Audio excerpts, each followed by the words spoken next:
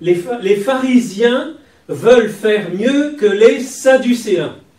Grâce à leurs questions, nous avons une réponse de Jésus qui est absolument capitale, centrale dans le message de l'Évangile, avec des répercussions énormes pour notre vie de disciple.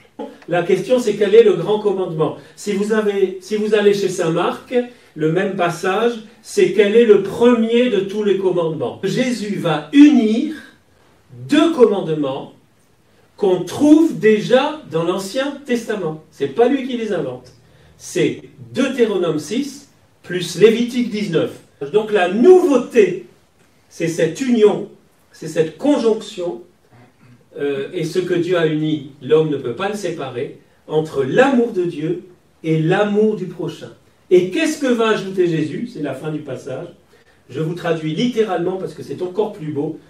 À ces deux commandements, toute la loi est suspendue, et les prophètes. Avec la venue de Dieu dans la chair, c'est ce qu'on appelle l'incarnation, le Fils de Dieu qui se fait homme, il y a une jonction qui se fait entre Dieu et l'homme qui ne peut plus être séparé.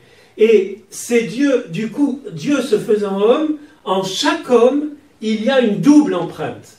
Déjà avant Jésus, il y avait l'empreinte de Dieu dans chaque homme, parce que Dieu est le créateur de l'homme et de la femme, bien sûr. Donc, en tout homme, en toute femme, il y a l'empreinte du Créateur. Nous sommes les enfants de Dieu. Mais avec la venue de Dieu dans la chair, avec Dieu qui se fait homme, il y a comme un renforcement de cette empreinte, parce qu'à partir de ce moment, il y a comme Jésus dans chaque homme, d'une certaine façon. Ce qui fait dire à Jésus, 3 chapitres plus loin, Matthieu 25, ce que vous avez fait à l'un de ces plus petits de mes frères, c'est à moi que vous l'avez fait. Alors, aimer Dieu de tout son cœur, par-dessus tout, c'est-à-dire prendre les moyens pour cela, prière, parole de Dieu, formation, on vous en propose en ligne, hein, mais si on ne peut pas toujours se réunir en ce moment, on prend d'autres moyens, mais ne pas se laisser aller, faire tout pour cultiver, approfondir notre relation en Jésus, prendre du temps tous les jours avec lui, etc., etc. Ça, c'est aimer Dieu par-dessus tout. Et en même temps, aimer son prochain comme soi-même, dans les petites choses de tous les jours, ces gestes d'amour gratuits, sans rien attendre en retour, qui cassent l'individualisme et l'égoïsme, justement grâce à la force de la prière, à la force de ma relation avec Dieu.